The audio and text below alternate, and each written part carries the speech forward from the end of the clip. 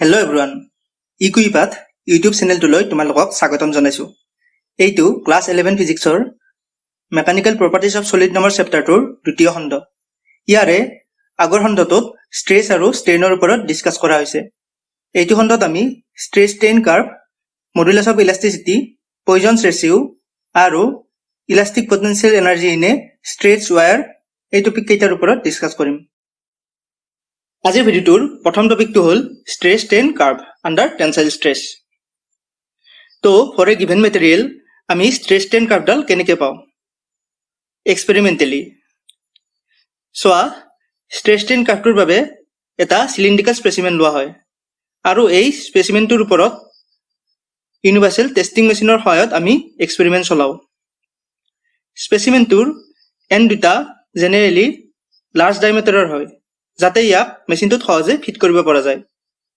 এই এক্সপেৰিমেণ্টটোত চিলিণ্ড্ৰিকেল স্পেচিমেনডালত আমি universal testing মেচিনৰ থ্ৰুৰে টেনচাইল ফ'ৰ্চ এপ্লাই কৰোঁ, যাৰ ফলত এই স্পেচিমেনডাল কি হ'ব? ইলংগেট হ'ব। That means the length of the specimen will be changed, right? আমি স্পেচিমেনডালৰ এৰিয়াটো জানো, ফ'ৰ্চটো আমি নিজে প্ৰভাইড কৰি আছোঁ মেচিনটোৰ দ্বাৰা। তো আমি ষ্ট্ৰেছৰ ভেলু কেলকুলেট কৰিব পাৰিম, যিহেতু stress equal to force per area. Again স্পেচিমেনডালত ফ'ৰ্চ এপ্লাই কৰাৰ পিছত চেঞ্জ ইন লেংথ কিমান হ'ব আমি মেজৰ কৰিব পাৰোঁ। স্পেচিমেনডালৰ লেংথ আমি আগৰ পৰাই জানো, তো আমি ষ্ট্ৰেইনৰ ভেলু কেলকুলেট কৰিব পাৰিম, যিহেতু strain equal to change in length divided by original length, right?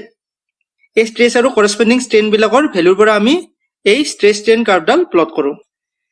The stress strain curve vary from material to material and it help us to understand how a given material deform with increasing load. এতিয়া এই stress strain কাৰ্ভডালৰ different পৰ্চনবোৰ চাওঁ আহা। First portion wait, আমি দেখিব পাৰোঁ যে গ্ৰাফডাল পইণ্ট এলে ষ্ট্ৰেইট লাইন হয়। এডাল গ্ৰাফ ষ্ট্ৰেইট লাইন কেতিয়া হয়? যেতিয়া এক্স এক্সিছৰ ভেলু ৱাই এক্সিছৰ ভেলুৰ লগত প্ৰপ'ৰ্চনেল হয়, ৰাইট? ডেট মিনছ ইয়াত ষ্ট্ৰেছ প্ৰপ'ৰ্চনেল টু ষ্ট্ৰেইন হ'ব, যিটোক আমি হুকছ ল' বুলি জানো। হুকছ ল'ৰ বিষয়ে পিছত আকৌ এক্সপ্লেইন কৰিম।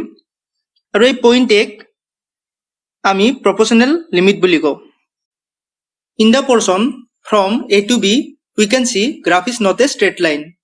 ডেট মিনছ ই হুকছ ল' ফ'ল' নকৰে।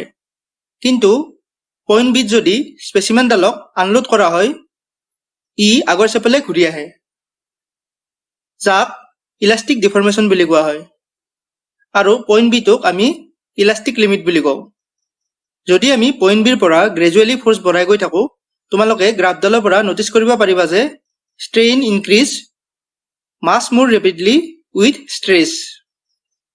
If the specimen is completely unloaded at point C, স্পেচিমেনডালে তাৰ অৰিজিনেল শ্বেপ ঘূৰাই নাপায়, মানে ষ্ট্ৰেইন পাৰ্মানেণ্টলি ৰৈ যায়।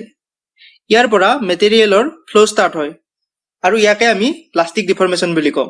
পইণ্ট চি, যাৰ পৰা এই প্লাষ্টিক ডিফৰ্মেশ্যন ষ্টাৰ্ট হয়, আমি পইণ্ট চিক ইয়েল পইণ্ট বুলি কওঁ আৰু পইণ্ট চিৰ কৰস্পণ্ডিং ষ্ট্ৰেছটোক ইয়েল ষ্ট্ৰেছ বুলি কোৱা হয়। পইণ্ট চিত স্পেচিমেনডালক কমপ্লিটলি আনলোড কৰাৰ পিছত ৰৈ যোৱা ষ্ট্ৰেইনখিনিক পাৰ্মানেণ্ট ছেট বুলি কোৱা হয়। এতিয়া পইণ্ট চিৰ পৰা গ্ৰেজুৱেলি ফ'ৰ্চ ইনক্ৰিজ কৰি গৈ থাকিলে দেখিব পাৰোঁ যে ষ্টাৰ্টিঙত ষ্ট্ৰেছ ইনক্ৰিজ হৈ গৈ থাকে আৰু পইণ্ট ডিত ষ্ট্ৰেছ মেক্সিমাম হয়। পইণ্ট ডিৰ পৰা ষ্ট্ৰেছৰ ভেলু কমি গৈ থাকে। এতিয়া ষ্ট্ৰেছ কিয় বাঢ়ি যায় ষ্টাৰ্টিঙত? তোমালোকৰ মনত কুৱেশ্যন আহিব পাৰে। It because of strain hardening.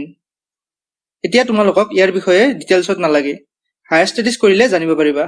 এতিয়া জাষ্ট জানি থৈ দিয়া যে প্লাষ্টিক ডিফৰ্মেশ্যনৰ পিছত ষ্টাৰ্টিঙত ষ্ট্ৰেছ ইনক্ৰিজ হয়, পইণ্ট ডিত মেক্সিমাম হয় আৰু তাৰপিছত ষ্ট্ৰেছ কমি আহে, ঠিক আছে?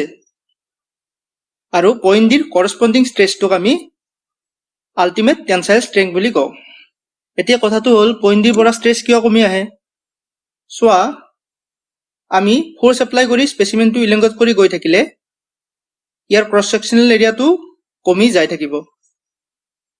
তো ষ্ট্ৰেইন হাৰ্ডেনিঙৰ কাৰণে যি হাৰত ষ্ট্ৰেছৰ বৃদ্ধি হৈছিল, তাতকৈ বেছি হাৰত পইণ্ট ডিৰ পৰা এৰিয়া কমি যোৱাৰ ফলত ষ্ট্ৰেছ কমিব।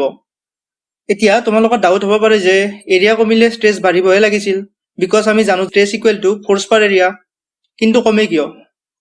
ইট বিকজ এৰিয়া কমিলে ফ'ৰ্চো কমে এইটো কেছত। যেহেতু ফোর্স এপ্লাই হওয়া ঠাই কমি যায়। সো স্ট্রেস কমি আহে আফটার পইণ্ট ডি।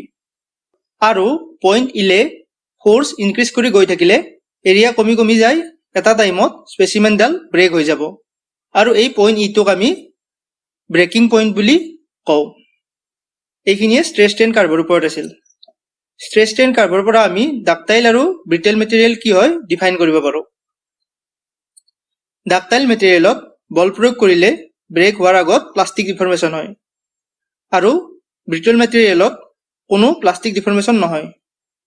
এক্সাম্পল হিচাপে আমি ষ্টীলৰ গ্লাছ আৰু কাঁচৰ গ্লাছ এটা ল'ব পাৰোঁ। যদি আমি হাতুৰিৰে দুইটাকে কোবাওঁ, ষ্টীলৰ গ্লাছটো ডাইৰেক্ট ভাঙি নাযায়, ই চেপেটা হ'ব। কিন্তু কাঁচৰ গ্লাছটো তেনে নহয়, ই ডাইৰেক্ট ভাঙি যাব। তো আমি বুজি পালোঁ যে কাঁচৰ গ্লাছটো ব্ৰিটল মেটেৰিয়েলেৰে গঠিত, আনহাতে ষ্টীলৰ গ্লাছটো ডাক্টাইল মেটেৰিয়েলেৰে গঠিত। আমাৰ নেক্সট টপিকটো হ'ল হুকছ ল। হুকছ এজন সাইণ্টিষ্টৰ নাম হয়।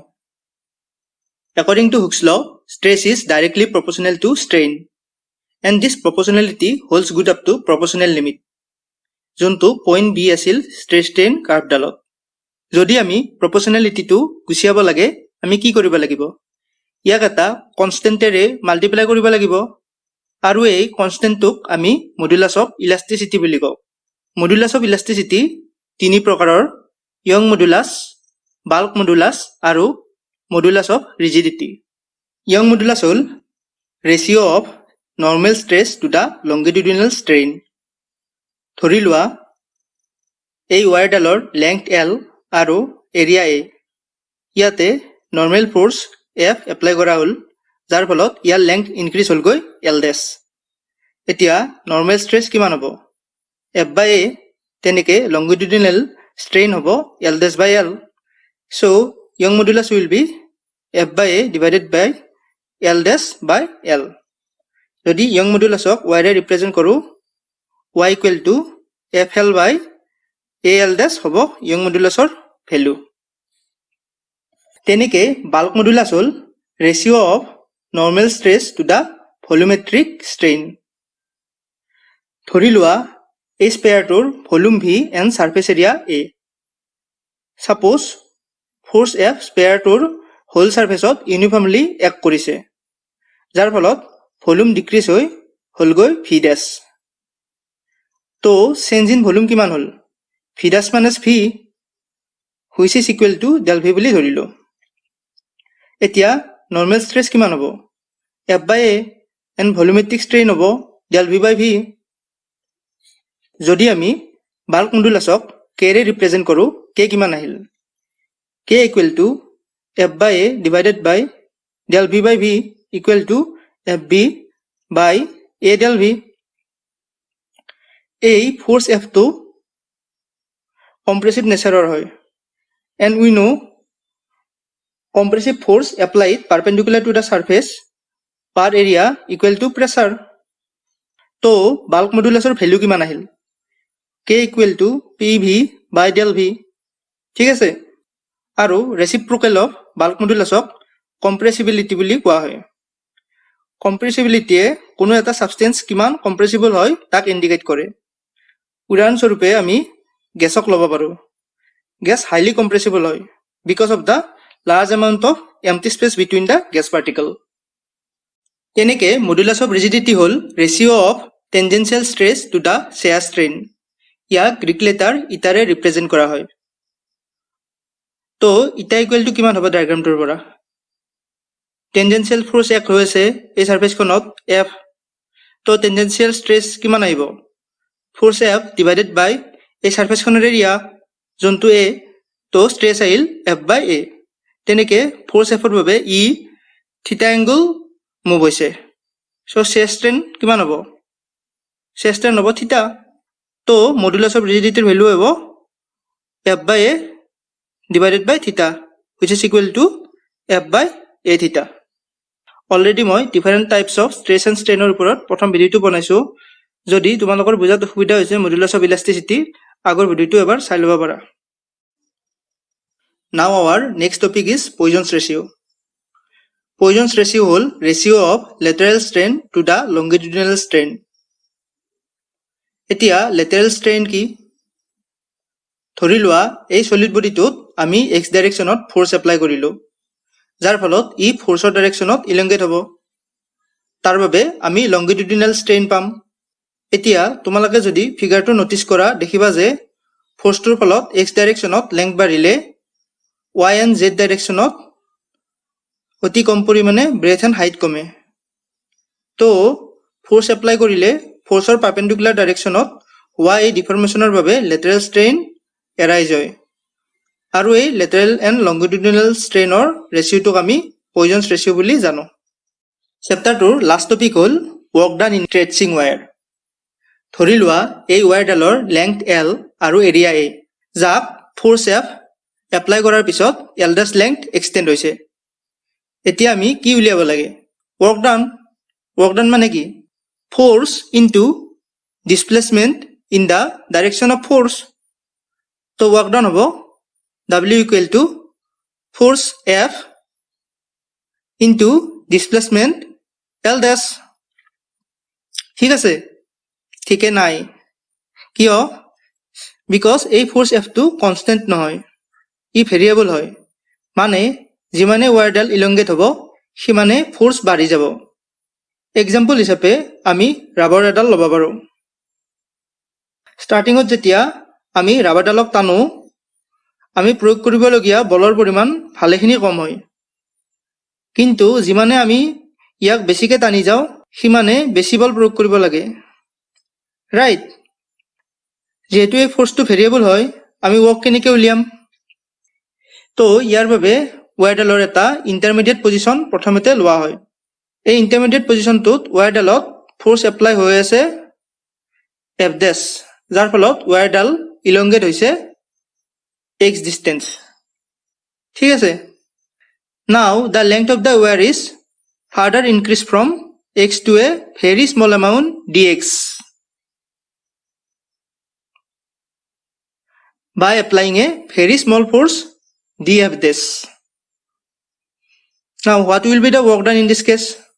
Here work done dW equal to hobo F dash plus dF dash into dx. So I will F dash dx plus dF dash into dx. dF dash small quantity hoy, dx small quantity hoy. So dF dash aru dx multiply kori poa ei quantity to bahut beshi horu hobo, jak ami neglect কৰিব পাৰোঁ। তো work ডানৰ value আহিল F dash into D x.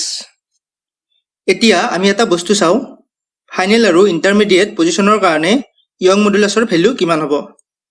যিহেতু young মডুলাছটো মেটেৰিয়েলটোৰ এটা property হয়, ইয়াৰ value দুটা পজিশ্যনৰ কাৰণে same হ'ব। So' y is equal to F L divided by A L dash equal to F dash L divided by ax. ইয়াৰ পৰা final পজিশ্যনৰ কাৰণে ফ'ৰ্চৰ ভেলু পালোঁ f equal to y L dash by L, আৰু intermediate পজিশ্যনৰ কাৰণে ফ'ৰ্চৰ ভেলু পালোঁ f dash equal to y ax divided by L. এতিয়া আমি dw পাইছিলোঁ f ডেছ dx। যদি এই ৱায়াৰডালৰ টোটেল ৱৰ্ক ডান উলিয়াব লাগে আমি কি কৰিব লাগিব? ইণ্টিগ্ৰেট। তো total work done W equal two integration from কিমান? ষ্টাৰ্টিঙত ই ইলংগেট নাছিল, ফাইনেল এল ডেছ ইলংগেট হৈছে। So' integration from 0 to L dash F dash into D X. F dash মানে পাইছোঁ আমি ৱাই এক্স বাই এল। এতিয়া এইখিনি কনষ্টেণ্ট পাৰ্ট উলিয়াই আনিলে ইয়াত থাকি যাব x D x. X D এক্সৰ ইণ্টিগ্ৰেশ্যন এক্স স্কুৱাৰ বাই 2। তো ইয়াৰ পৰা পালোঁ আমি y a l dash square by twice l। ইয়াক এনেকৈ লিখিব পাৰি half into y a l dash by l into l dash। এইটো মানে পাইছোঁ আমি f। তো total work done w equal to half into f l dash। যদি ৱৰ্ক ডান পাৰ ইউনিট ভলিউম উলিয়াব লাগে ৱায়াৰডালৰ ভলিউম এ এলেৰে ডিভাইড কৰিব লাগিব, তেতিয়া আমি পাম half into stress into longitudinal strain. ঠিক আছে? এই চেপ্টাৰটোৰ থিয়ৰী পাৰ্টখিনি ইয়াতে শেষ হ'ল। and I am going to discuss the problem of this chapter in my next video.